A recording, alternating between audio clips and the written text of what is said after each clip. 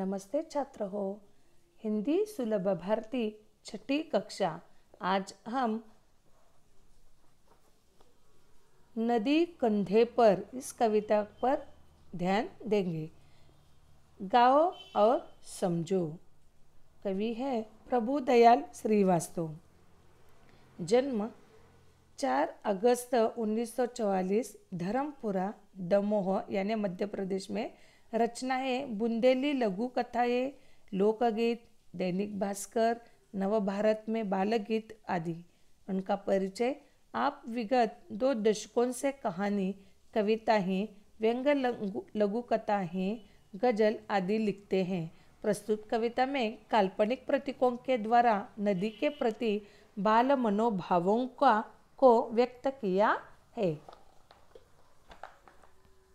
चलो, अगर हमारे बस में होता नदी उठाकर घर ले आते, अपने घर के ठीक सामने उसको हम हर रोज बहाते, कूद कर उछल कर हम मित्रों के साथ नहाते। देखो, कविता का परिचय में कवि ने बताया कि यह कविता कल्पना पर आधारित है। कवि कल्पना करते हैं कि यदि हम नदी को कंधे पर उठाकर अपने घर ले आते तो कैसा आनंद आता। यदि हमारा वश चलता तो हम नदी को उठाकर घर ले आते और रोज अपने घर के सामने उसे बहाते। हम अपने मित्रों के साथ नदी में खूब उछलते, कूदते और देर तक नहाते।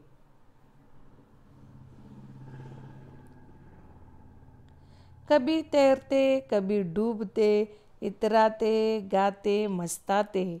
नदी आ गई, चलो नहाने, आमंत्रित सबको करवाते। सभी उपस्थित भद्रजनों का नदिया से परिचय करवाते।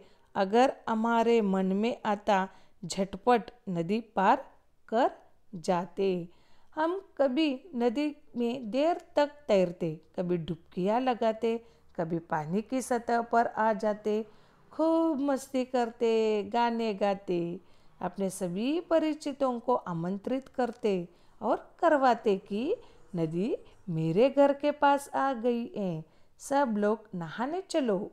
जितने भी लोग हमारे बुलाने पर आते, हम सभी सज्जनों का नदी से परिचय करवाते हैं। जब कभी हमारे मन में नदी को पार करने का विचार आता तो हम तुरंत नदी पार कर लेते। खड़े खड़े उस पार नदी के मम्मी मम्मी हम चिल्लाते। शाम ढले फिर नदी उठाकर अपने कंधे पर रखवाते। लाए जहाँ से थे हम उसको, जाकर उसे वही रखाते। वाह! तब हम नदी के दूसरी ओर खड़े होकर जोर जोर से माँ को आवाज़ लगाते, खूब चिल्लाते। जब शाम रात में बदलने लगती, तब हम मित्रों की सहायता से नदी को अपने कंधे पर रखवाते और वही ले जाकर उसे रखाते जहाँ से हम उसे लाए थे। बहुत खूब है ना। देखो, यहाँ कुछ शब्दों का अर्थ हम आज कुछ शब्दों जो शब्द है या उसका अर्थ मैं बताती हूँ। इतराना का मतलब है खुश होना। बहाना यानी नदी को प्रवाहित करना। मस्ताना यानी मस्ती करना, आनंदित होना। आमंत्रित, जिन्हें बुलाया गया उसे आमंत्रित बोलते हैं। भद्र, सज्जन। ढले यानी बितरे पर। ओके, तो समझ में आया होगा। तो हम इसके नीचे यानी शब्द वाटिका और कुछ सवाल भी नहीं पूछे, तो हम खुद कुछ प्रश्न तैयार किए हैं। वो पहले आप अच्छी तरह से सुन लीजिए और बाद में लिखने की कोशिश करिए। ओके, तो फर्स्ट है, पहला है, कवि की क्या कल्पना है। कवि की क्या कल्पना है। दूसरा, कवि नदी को कहाँ बहाते। कवि नदी को कहाँ बहाते? तीसरा, नदी के पार खड़े होकर कवि क्या करते?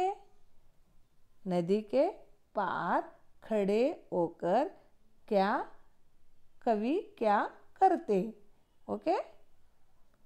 चौथा, शाम ढलने पर कवि क्या करते?